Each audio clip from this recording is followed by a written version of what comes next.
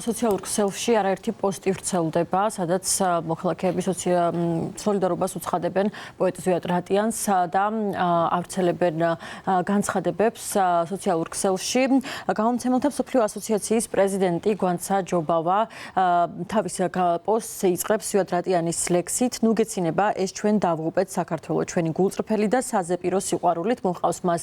ეს ნაწყვეტი და შემდეგ ის აცხადებს, რომ ამ დრომდე არავინ დასჯილა, მაგრამ პოეტი, რომელიც სამშობლოს სიყვარულისთვის უკლებლივ ყოველდღე რუსთაველზე იდგა, გუშინ ისევ დააკავეს. ასეთია ამ ქვეყნის სამართალი. სანამ საზოგადოება ძილბურანშია, ყოველდღიურად იცვლება ქვეყნის კანონმდებლობა, ყოველდღიურად იკვეცება ამ ქვეყნის მოქალაქეების უფლებები, წერს გვანცა ჯობავა. ის ასევე აცხადებს, რომ როდესაც საზოგადოების მიზინებულ ფრთას პირადად შეეხება ეს ყველაფერი და ძალაუნებურად გამოღვიძება მოუწევს, აღმოაჩენს, რომ არ დარჩენილა კანონი, რომელიც მათ დაიცავს და არ დარჩენილა ადამიანიც, ვინც მათ დაიცავს, რადგან ყველა უკვე ციხეში იქნება. ასევე მწერალი გიორგი კეკელიძე ავრცელებს პოსტს: "უკვე მერამდენედ დააკავეს ზვიად რატიანი, უკვე მერამდენედ ვისმენ მომზადებულ ქილიკს. ეგრა პოეტიაო და მეორე პირველზე ნაკლებ არ მაბრაზებს კითხრათ სიმართლე, რადგან ხშირად უვიცობა შობს სწორედ გულგრილობას, თუმცა ეგეცაა მცოდნე გულგრილთა სიმრავლესაც არ ვუჩივით ბოლო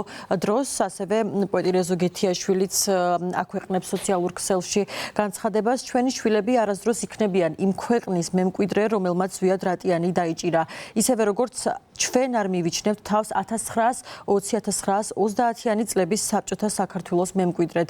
ასე რომ გილოცავთ, რუსეთმა კიდევ ერთხელ აიფეთქა თავი საქართველოში და ააფეთქა საკუთარი მომავალი. რუსული საქართველო თავისი არსითა და დროებითი თავისი არსით არის დროებითი მოვლენა და რამე მომავალზე პრეტენზია არც არასდროს ჰქონია", წერს რეზო გეთიაშვილი სოციალურ ქსელში. ასევე პოეტი პაატა შამუგია ავრცელებს განცხადებას. ის ამბობს, რომ ზვიად რატიანს შეეძლო, რომ თავისუფლად დარჩენილიყო ვენაში და დაევიწყებინა ის ჯოჯოხეთი, რაშიც ივანიშვილმა ჩაითრია ეს ქვეყანა, მაგრამ ჩამოვიდა აქ და დადგა. პატრიოტიზმი ეგაა ერთადერთი რამის შეიძლება დღეს წესიერ ადამიანს რცხვენოდეს და ეს არის მისი თქმით ის, რომ ციხეში არ ზის, წერს პაატა შამუგია სოციალურ ქსელში და ასევე ჟურნალისტი სალომე ასათიანიც ავრცელებს განცხადებას. ის თავდაპირველად იხსენებს იმ დროს, როდესაც პირველად შეუყვარდა მისი ზვიად რატიანის პოეზია და შემდეგ უკვე ამბობს,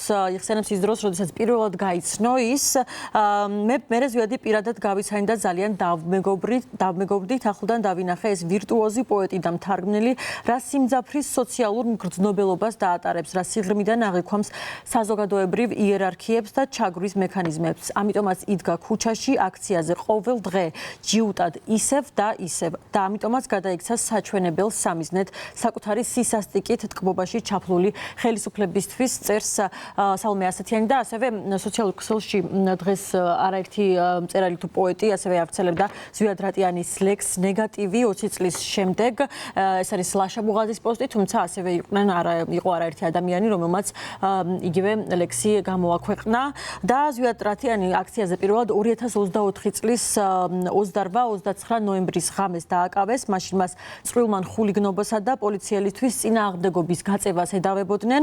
2024 წლის 2 დეკემბერს მოსამართლეს ზვიად ცეკვავამ ზვიად რატიანს 8 დღიანი პატიმრობა შეუფარდა, რის შემდეგაც 2024 წლის 9 დეკემბერს მან დროებითი მოთავსების იზოლატორი დატოვა.